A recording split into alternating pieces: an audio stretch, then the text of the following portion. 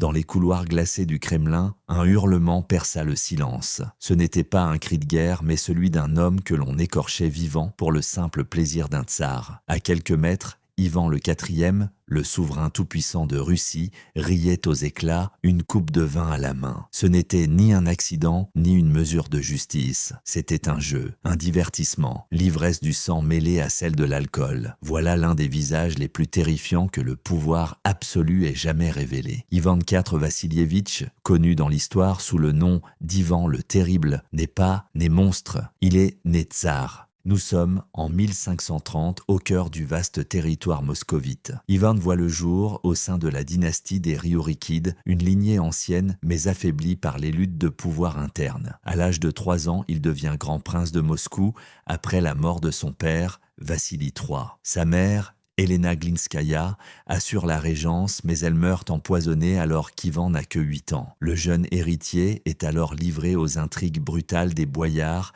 les nobles russes, qui utilise l'enfant comme une marionnette politique tout en l'humiliant au quotidien. Isolé, maltraité, avide de contrôle, Ivan se forge dans la peur et la haine. À 16 ans, il prend enfin le pouvoir en main. En 1547, il se proclame tsar de toutes les Russies, un titre qui renforce l'absolutisme monarchique et l'assimile à l'autorité divine. Il est le premier souverain russe à porter ce titre, inspiré de César. Mais derrière le faste du couronnement, un destin bascule déjà dans la noirceur. Au début de son règne, Ivan semble vouloir moderniser son pays. Il réforme l'armée, codifie les lois, fonde l'imprimerie en Russie. Il épouse Anastasia Romanovna, une femme douce et équilibrée qui semble l'apaiser. Pendant un temps, on parle même de prospérité. Mais la guerre, la paranoïa et la douleur viendront briser cet équilibre fragile. En 1552, Ivan mène une campagne militaire contre le Khanat de Kazan, un vestige de l'empire mongol. Après un siège brutal, la ville est prise,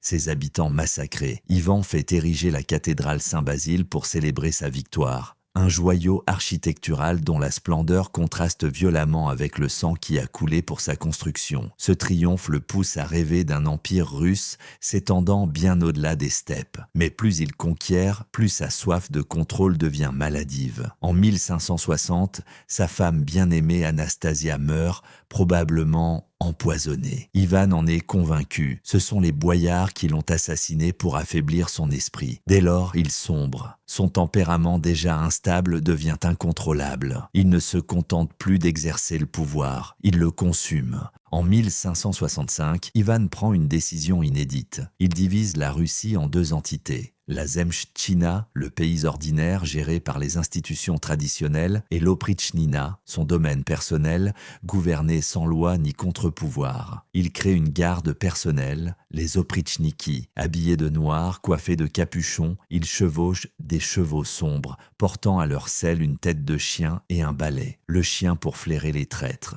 Le balai pour les balayer de la surface de la terre. Ils sont les instruments de sa folie. Torture, exécution, pillage deviennent monnaie courante. Ivan n'ordonne pas toujours la mort pour une raison politique. Parfois, c'est pour observer, pour tester les limites de l'horreur humaine. À Novgorod, en 1570, il accuse la ville de trahison et d'avoir conspiré avec les Polonais. Ce prétexte ouvre la voie à l'un des massacres les plus cruels de l'histoire russe. Pendant 5 semaines, les Oprichniki terrorisent la population. Des milliers d'habitants sont noyés dans la rivière Volkhov, battus à mort, éviscérés. Ivan lui-même assiste à certaines tortures, posant des questions aux victimes pendant qu'on les brûle. On raconte qu'il aimait voir les corps se tordre sous la douleur, comme une forme d'art macabre. Des enfants sont jetés du haut des murailles, des femmes violées puis mutilées. Ce n'est plus un tsar, c'est un bourreau couronné. Ivan le Terrible boit beaucoup. Le vin, le miel fermenté, le kvass alcoolisé. L'alcool est son complice dans les ténèbres. En état d'ivresse,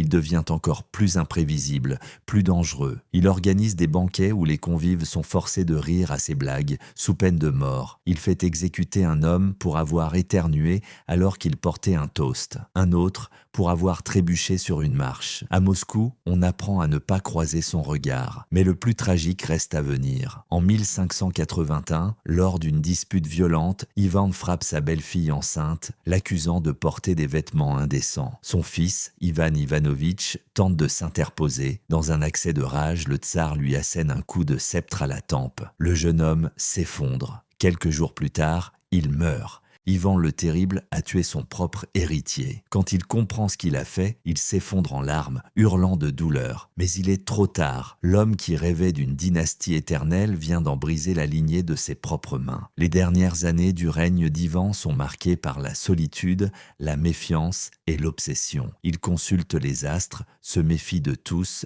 change de confesseur comme de chemise. La Russie, épuisée par la guerre contre la Pologne et la Suède, est à genoux. La noblesse est décimée, le peuple affamé. En 1584, Ivan meurt, assis sur son trône, en pleine partie d'échecs. Certains pensent qu'il a été empoisonné, d'autres évoque une crise cardiaque. Mais pour beaucoup, c'est un soulagement. Son règne aura laissé derrière lui un empire affaibli, une population traumatisée et un vide de pouvoir qui plongera la Russie dans le chaos du temps des troubles. Et pourtant, son héritage est ambivalent. Ivan le Terrible est considéré par certains comme un fondateur, un unificateur, un bâtisseur d'État. Il a forgé l'idée d'un tsar tout-puissant, d'une Russie centralisée et redoutée. Mais à quel prix? À force de vouloir tout contrôler, il a brisé son peuple. À force de craindre la trahison, il a semé la terreur. Le tsar n'était pas fou, il était lucide dans sa cruauté. C'est ce qui le rend encore plus effrayant. Ivan le Terrible a montré ce que devient un homme quand le pouvoir ne rencontre aucun obstacle. Quand l'enfance brisée et la solitude deviennent des armes. Quand la souffrance devient un spectacle. Alors, dites-moi, à votre avis, Ivan le Terrible était-il un fou, un stratège